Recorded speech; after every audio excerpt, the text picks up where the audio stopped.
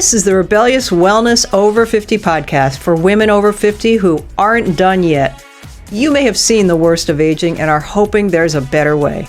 There is, and I'm going to show you how. In interviews, book reviews, rants, and stories, each week, I'm going to bring you the latest science-based info on how to age better. I'm Gregory 𝐄𝐩𝐢𝐬𝐿, and I believe it's time to bust the myth that aging equals decline in every area of life. It pisses me off, and it's BS. Look, aging happens, but it doesn't have to ruin your life. You just need to get a little rebellious in your approach.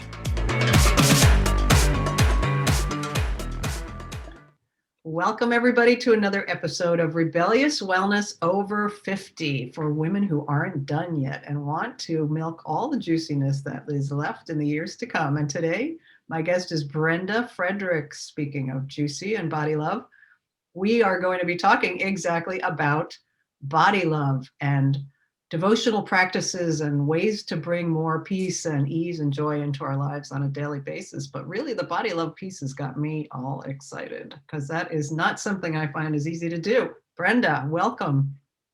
Hello. It's so good to be here with you today. Thank you so much for having me. And I am so juiced up about body love as well. Oh, good, because you are the expert in it. And Brenda is a transformational coach. And the way that she uses that is to guide people on their journey to be authentic and live vibrant, meaningful lives. Who doesn't want that? Right? Who doesn't want that? I think we all really want to be our deepest, truest self. Mm-hmm. And it's a journey. And I love that you said I'm an expert, but the more vulnerable, deeper thing is that it's really a practice. Mm-hmm. You know, it's really, I don't go for expertise or perfection.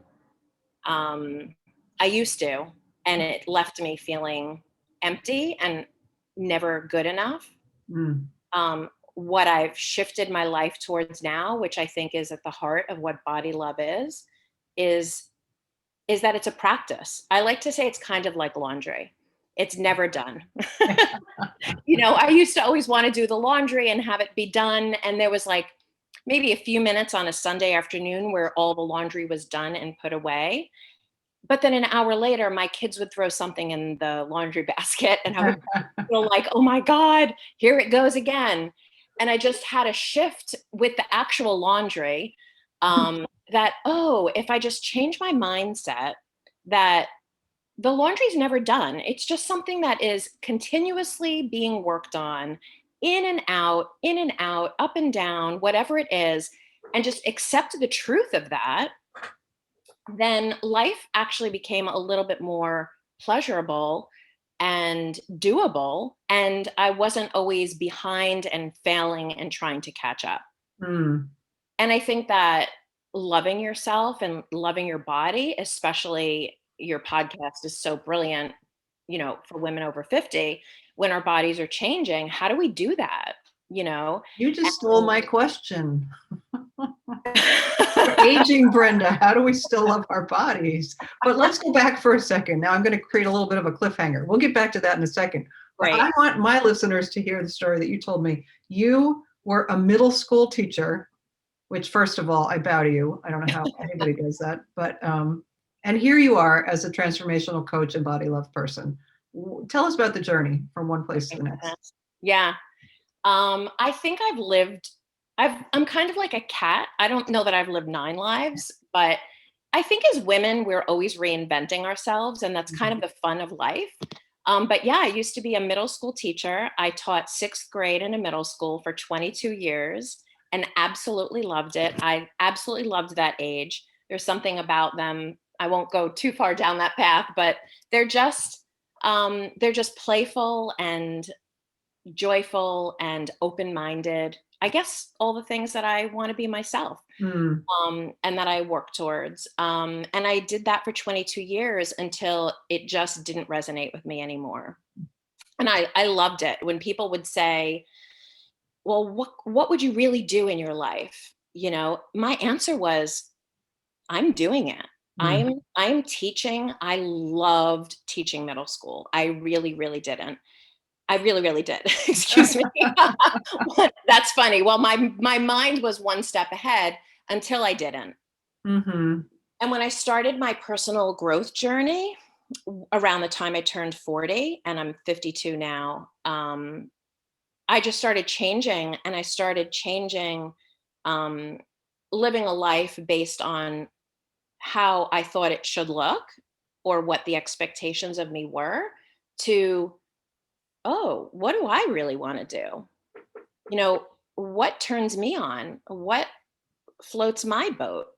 And at going through that journey, it was also a time in education in New York, anywhere way where things started getting really quantitative, and it was all about testing and numbers, Mm. while I was on this like journey of authenticity and landing in my body. And so the two did not resonate anymore. And I took a big leap, and I left teaching, and I am now a coach for women and men.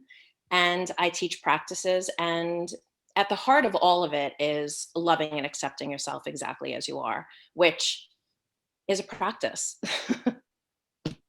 I guess we have to want to take it on, right? So let's get back to the big question in the room here is, we're aging.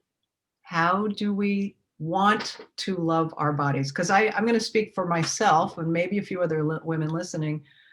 It's not easy to want to like be okay with this changing body, because the changes I see as ugly, wrinkly, not as tight as it used to be, all of those things. And I call those negative. Now, maybe I could just say this is what is. So help me understand this loving your body.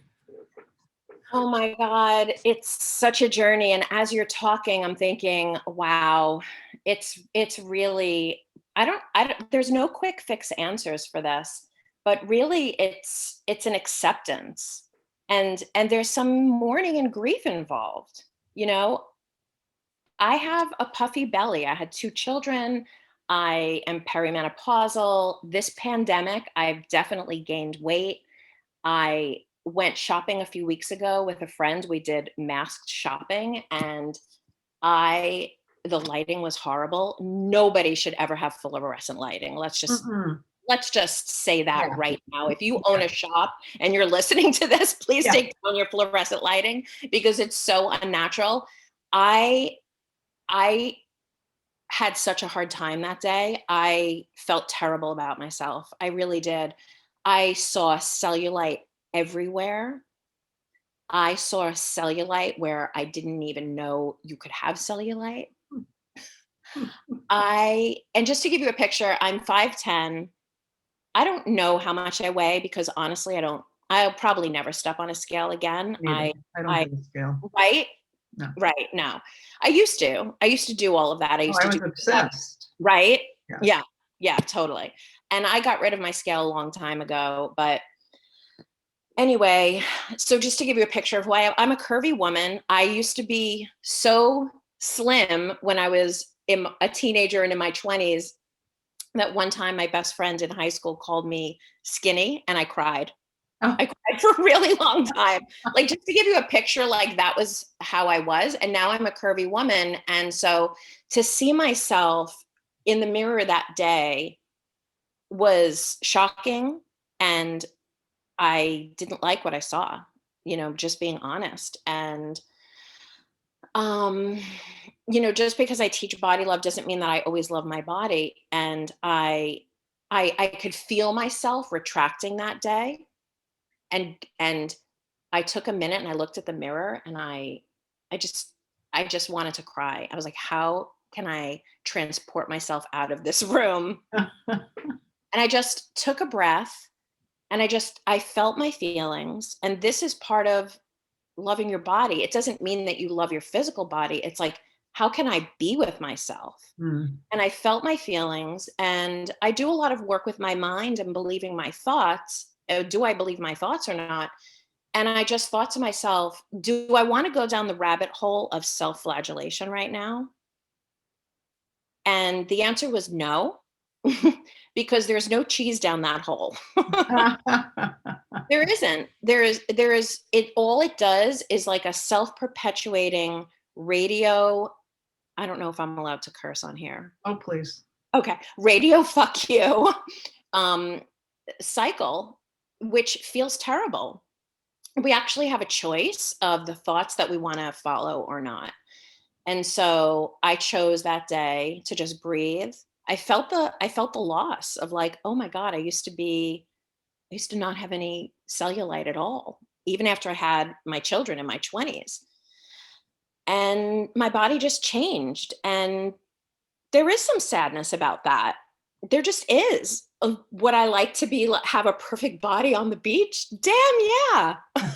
But it's just not how it is. And I have a practice of being with what is. Mm-hmm. And so that was my journey for that day. And just to give a little picture, and I'm sure people listening will resonate with this because every woman I talk to has an experience of buying bathing suits. But in the past, I would go and try on clothes or bathing suits in April, and the disappointment and the shame would last for days. And like the retracting into myself and just the thoughts and the radio fuck you in my brain would last for days.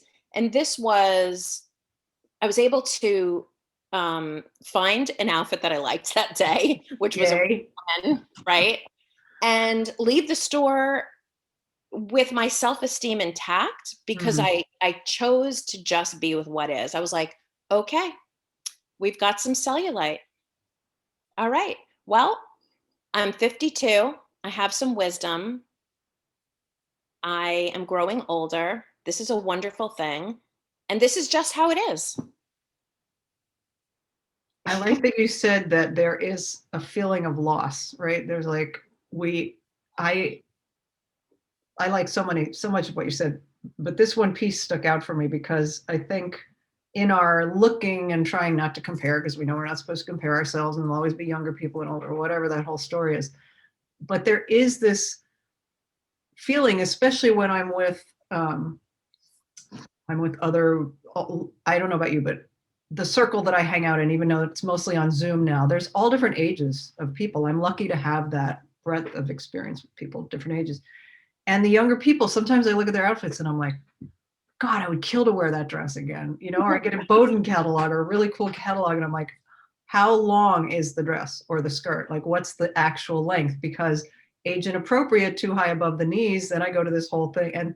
And I miss having the legs that it didn't matter how long the dress was, like short or long the dress was, it would look good, right?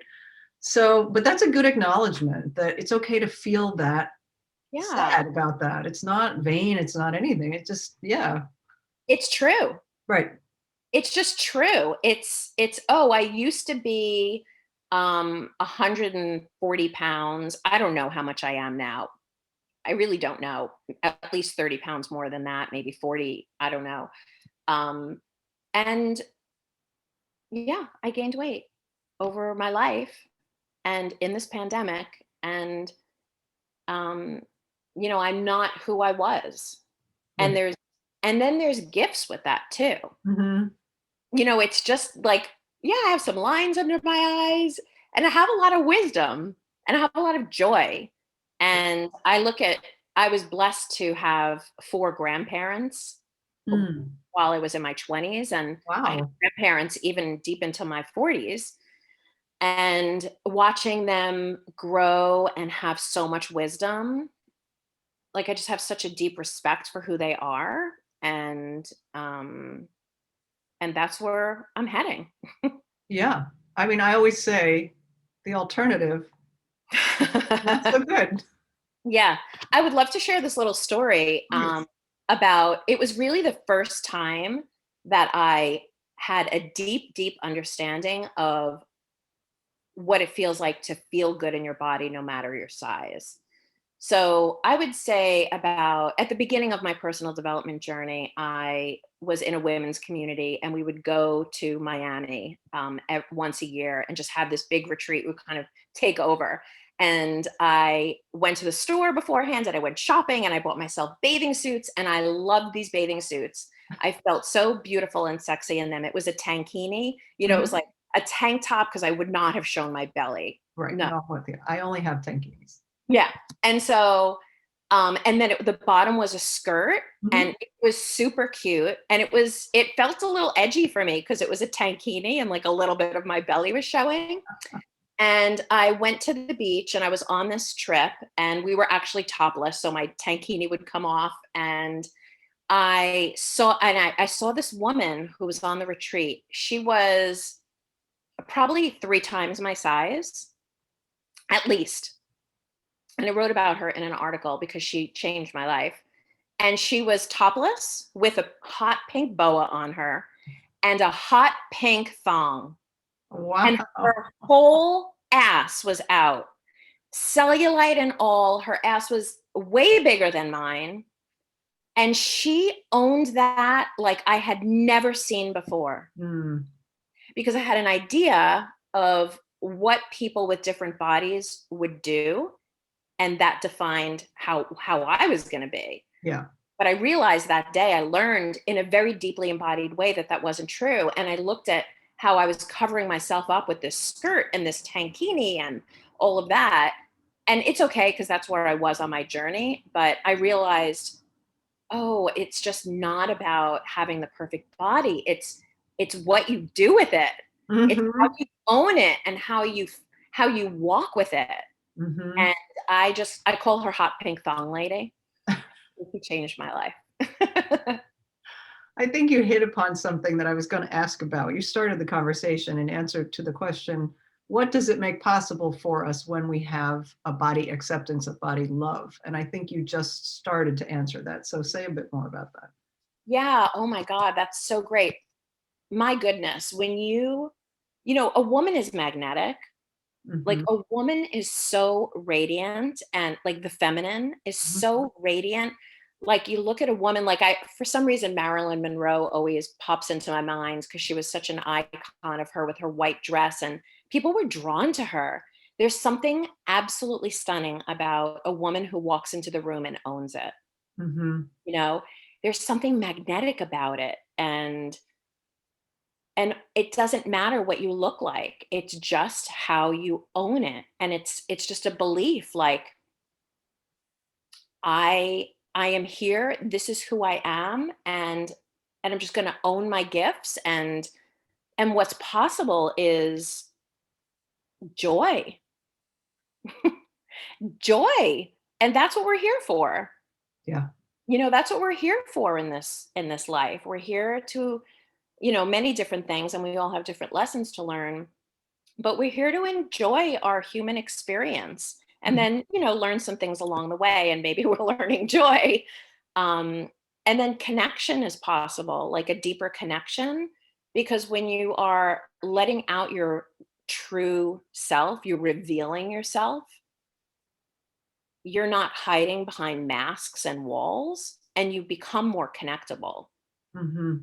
Like I call that being open as compared to being closed. When you're closed, you're kind of cloaking and hiding yourself from the world or from your partner, from your family, from your children, from your friends.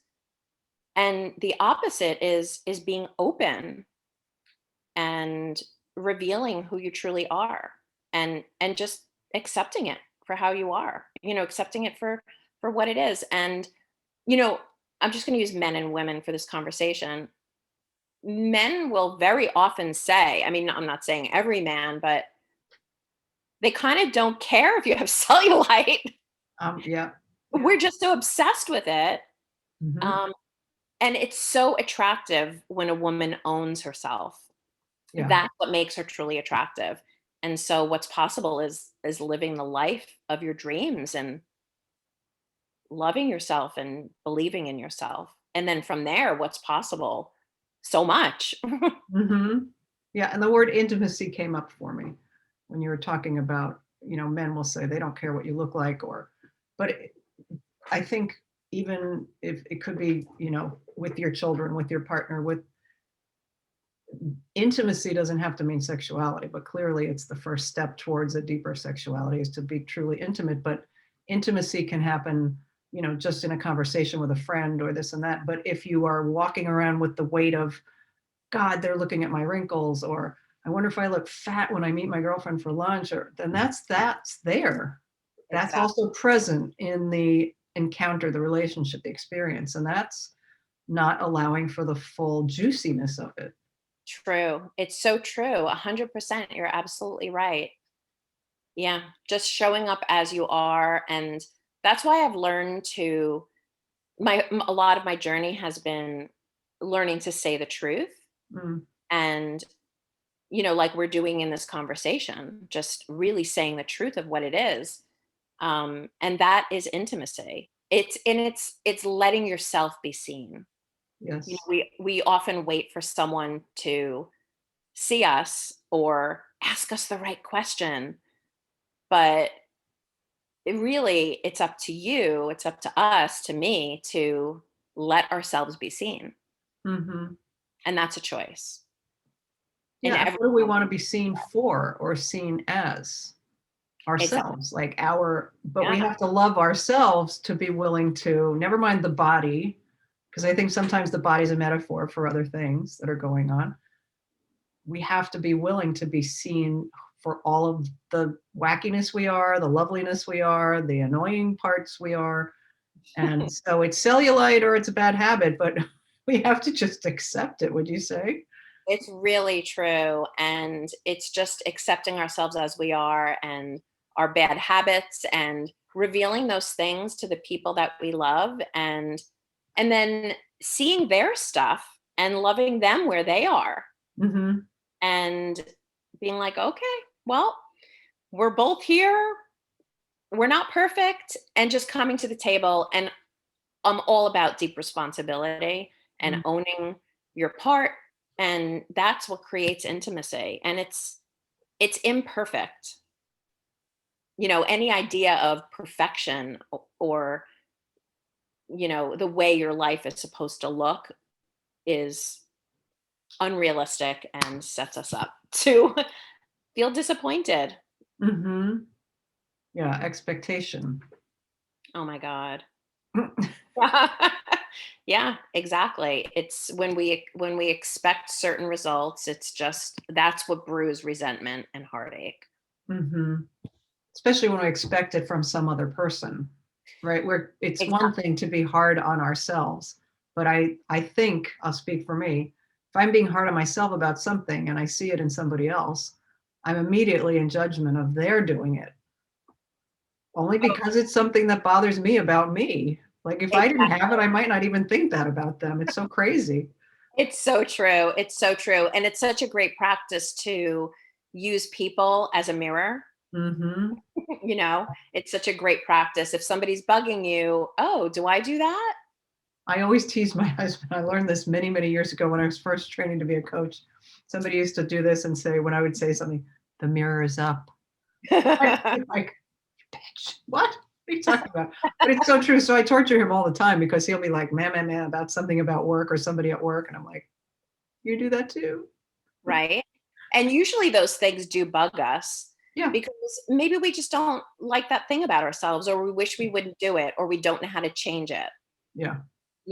And so it's way easier to point the finger than it is to look at our own stuff.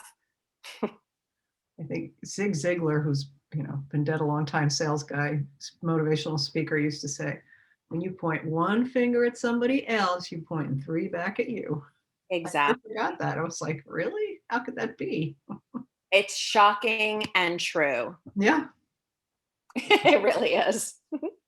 Well, I had so many coaches that have stuck in my head with their sayings was um, sometimes people have an insatiable need to be right. And that's where these conflicts come from. It's just a matter of like, I think I'm more right than you are allowed to be right. When in fact, nobody really has to be right. Don't Exactly. have to be. It just could be a neutral thing. Like, okay, we disagree. That's great. Yeah, exactly. And also, it's like, what's true? Mm-hmm. What's true? I think sometimes, and I've so absolutely done this, gotten on my soapbox, um, standing for something and realizing, oh, I'm just in my story, I'm in my ego, I want to be right. I want to look good. I don't want to look bad. And then just completely forgetting about what's actually true, or just saying, oh, you know what? I don't know. Or I don't know what I'm talking about. Yeah, that actually feels really like a big relief to me when I can say I don't know, because there's so much pressure to know these days. We have to know everything. We're taking in all this information, and then we're at work, and we're whatever it is that we do, that when we encounter, we're giving our services, you want to know, you want to be able to give somebody an answer when they come to you for answers. But it really feels good to just say, you know what, I ain't got a clue, but I'll find out. I will find out. Exactly. Yeah. Exactly. One of the biggest skills that I learned in intimacy, in conversation, was, when you're stuck with someone, when things are heated and you don't, to just say, you know what, I don't know what to say right now. I don't know what to say. Mm-hmm. And there's something about that that adds breath to a conversation. It's just a little tool that I use when I remember. Um, and it's a vulnerable thing to do. Mm-hmm. Yeah, and of course that breaks the electrical bond that keeps the thing going, right?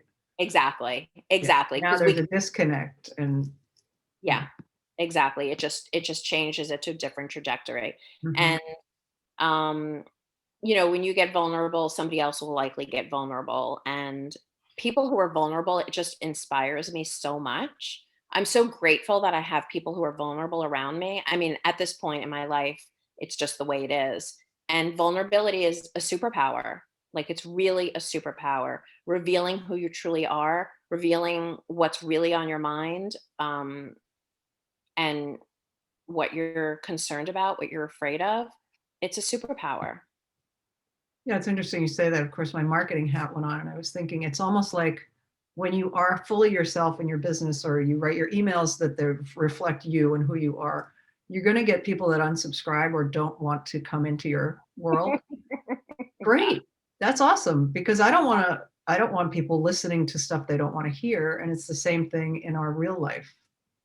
hundred Who we percent. are, we're going to draw the kind of people to us that appreciate that. And chances are we're going to like that, versus Exactly. having people in our space that want to change us. That could, Exactly. And I think that's a big shift in getting older, yeah. is appreciating that, Yeah.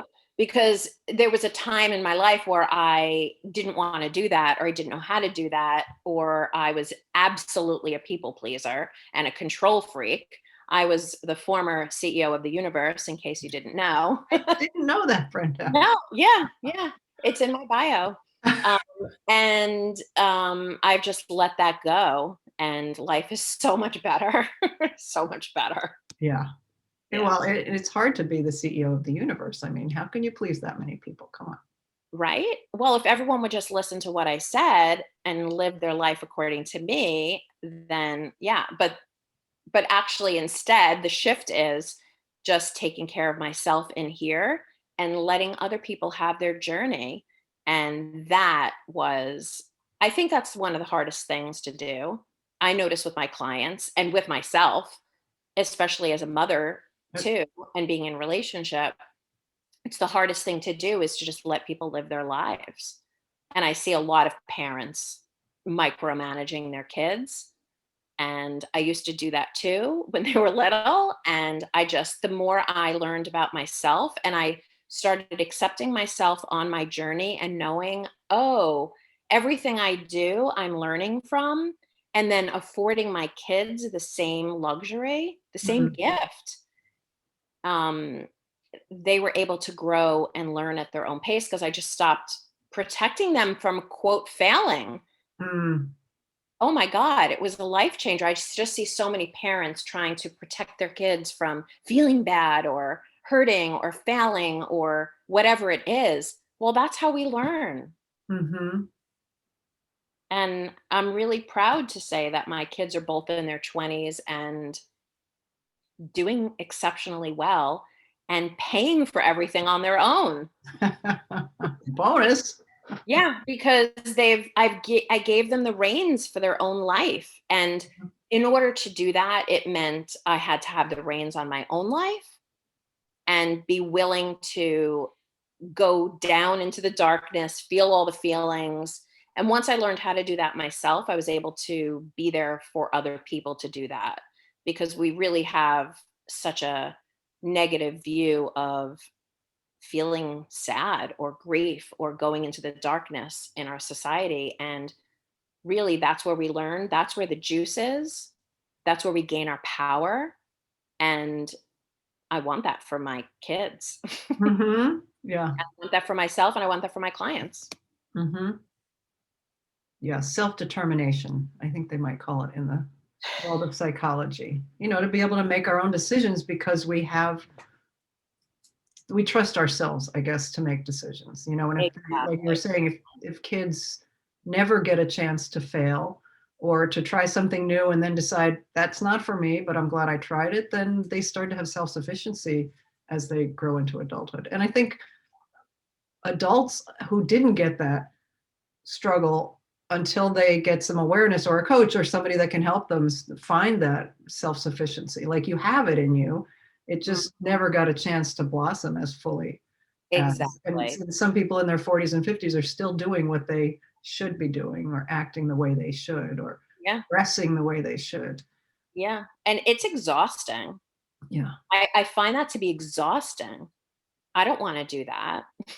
Yeah. I was deciding for this podcast. I spoke with a friend this morning. Do I want to wear a dress or do I want to wear sweatpants? Like, and she was laughing. She was like, "Oh, you're so deliberate." And I was like, you know what? It's true. I am so deliberate because I really, truly tap into, and this is body love. I really tap into, what does this body want? Mm-hmm. And after this call, it's going to be water, more water. And I'm drinking too. And what do I want? Like, when do I want to move? When do I want to rest? When do I want to be with people? When do I need to be alone? When do I need to cry? When do I want to share my joy? Whatever it is. And trusting that and going with that. And the more I could do that, then I don't have to control everyone around me, because that's exhausting and it's not really much fun. I was going to say, it doesn't usually work either. No, it doesn't work. It could for a while. And there are ways, passive aggressive ways, and people that are, have actual diagnoses of narcissism and things are good at it, really good at getting people to do what they want the way they want it. But it doesn't last. And even if it does, there's no real depth of connection with another person if you're just trying to control them. Yeah, it's boring and exhausting. And I'm not down for it at all. And you know what? That doesn't come to me anymore. That kind of vibration just doesn't even come into my sphere, because I just don't operate that way in the world anymore. And so it just doesn't come my way. And if it does, it just bounces off and it goes away. I don't have space for that. I'm rubber, you're glue. Anything you say bounce off me and sticks on you. Exactly. I'm having a childhood moment, sorry. I love it. Well, that's the joy of your podcast for people over 50, is that we'll get all these little jokes and stuff. I'm here to have fun on my podcast as well as bring good value to the listeners. Because if I have to just have it be, and it's going to be all edited. And I was telling somebody, I used to do telesummits, with multi-speaker events. So I've had lots of experience and lots of Zoom meetings where things didn't go exactly as planned. And I was interviewing this pretty well-known hormone doc, and she was drinking a green drink while she was talking. And she had this gigantic green mustache almost the whole entire time. And at the end, I said to her, I don't know how I'm going to edit this out. And I didn't want to interrupt you, because I guess I did at some point, kind of, because I could always edit the video. And she's like, what the hell? This is who we are. I'm drinking a green drink. I have green stuff on my face, whatever. And I thought this was so refreshing. I love that. Just be. I love that. Yeah. I try to stick to water though, because I'm not sure I'd be okay with green stuff on my face. But tell us about, you do a daily program, which is to help women, and I guess men too, if they want it, understand more about this body love and the practice aspect of it. Tell us about that. I teach a class a couple of times a week. It's an ongoing class for practices.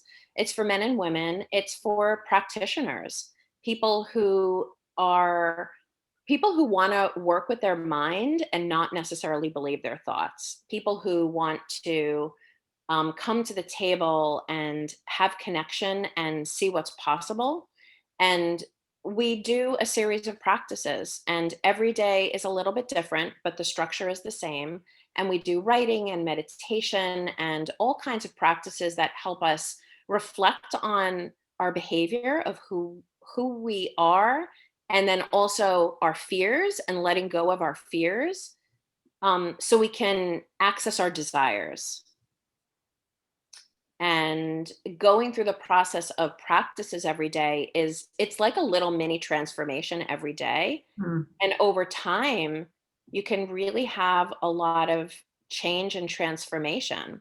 It's like I like to say I wake up in the morning and I don't wake up this joyful every day. Today I happen to actually.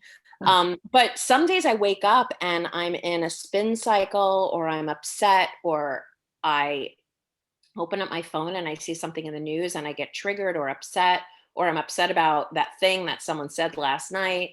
And I don't want to go through my day with that, And so I like to say, we come to the table, we take all of our fears and our thoughts and our feelings, and we kind of put them in a giant cauldron, Mm. and we stir them up, right? And then at the end of the hour, you have some alchemy. You maybe have some sight. You remember what's really important to you. Mhm. And you realize, oh, I was afraid of that thing, or I didn't realize I didn't say the truth, or whatever the thing is of the day. And you walk away with some more self awareness, which you can bring into your day so that you can live the life that you want, and, smile at your family, or, receive from your partner. If you're closed and in your thoughts and fears, you're not open and available. And I want to be open and available, and having a daily practice makes me open and available Mm. for the life that I want. Mhm. Because if I'm stuck in my head, worrying and in fear and doubt, I'm not living the life that I want. No. I think that's a really important point to make, because especially on my side of the world, coaching mostly is around health coaching, although there's always mindset. And as we age, we're concerned about Alzheimer's and cancer and diabetes, all those things. But it's really important to bring back to the conversation that how we view our day and how we choose to see our experience of aging is just as important as the actual physical process and trying to take care of the body. 100%. Yeah. 100%. They say, your your life is a series of nows. Mm. Like, it's just now. People say, oh, I'm gonna do that in the future, or I'll take a risk in the future. Well, now is the future. Yep. It's kind of corny, but there's that saying that's in a year from now you'll wish you started last year. Exactly. And it's like you have to start sometime, and it's never really comfortable. Life and the magic is outside of our comfort zone, and you're never really ready. You Mhm. know, you're you know, you're it's never going to feel comfortable to go outside of your comfort zone, Yeah. or to question your own thoughts. Um, but the deeper desire is, oh, I wanna, for me, it's I wanna be truly who I am. I wanna have a life that I wanna live. I wanna have a life that I wanna live. Mhm. Like, that's it for me. That's what motivates me to come to the table every day and question myself. Mhm. Because if I believed all of my thoughts, I wouldn't be Mhm. here today. Oh dear. Right? Yes, for Yeah. sure. So Yeah. tell people where they can find you and learn more about the daily practice class. Um, Great. Thank you. Good question. I'm on all social medias. Well, most of them anyway. I'm on Instagram, Facebook. I'm on TikTok currently, and I'm on Clubhouse. TikTok, my God. Oh yeah, I love making TikToks. It's so fun. But it's Brenda Fredericks, FREDERICKS.com. And that's where you could find me. Okay. Anybody listening, the website is beautiful, and you can get a lot of feeling about Brenda and her work just by looking at what she's written there and the offerings. So to bring this conversation together, I was thinking, what would you say to somebody who is new to this whole idea of, so I'm going to use the body, like the body as the root, the foundation. You start with, because we're always present to our body and how we feel about it or don't like it or whatever. So let's just say somebody's brand new, they're going to be 65 and they're like, damn it, I still have a lot of years and I want some more juice in my life. How do they even begin if they're used to just piling on the I don't like about themselves? Oh, wow. Such a good question. Well, I haven't been 65, so I can't really say for sure. Right. Um, you know, it's just being with where you are right now in this moment. Just being with what's true in this moment. Whatever it is, whether it's grief or joy or I'm scared or I want to make a change or my ass is too big or I love my breasts, whatever it is, just like what's true for you and just be with that and you know giving yourself space, you know, just get on the floor right now. And if you're listening and available, do it right now. Just get on the floor, get on the couch, and just lay down and put one hand on your heart and one hand on your belly and just breathe. Just breathe and be with yourself. And then do the next right thing. What's the next right thing? With the intention to move into a place of loving and accepting yourself. Yeah, yeah. And loving and accepting yourself doesn't mean that it's going to feel great all the time. Mm-hmm. And that's just a state addiction, being like stuck in a certain way, like I have to be happy all the time. It's just not realistic, No. So it's just we learn to be with ourselves and the discomfort of the truth and accepting that and being with that is the start. Mm-hmm. I love that. Yeah. Good place to start. I think it's the only place to start. I don't know if that's true. I'll question that, but it's a good place to start for sure. Get back to me on that. It is a great place to start. Yeah. And sadly, this is a great place to end this conversation. I say sadly to end the conversation because we could talk another hour, I'm sure. Thank you very much, Brenda, for your wisdom and for sharing all of your juiciness with us and our listeners. Thank you so much for having me. I really appreciate it. And I appreciate you and your podcast and the name. It's just been an absolute pleasure. Thank you. Thank you so much. And listeners, as always, thank you for being with me and my guest, and I will see you next week.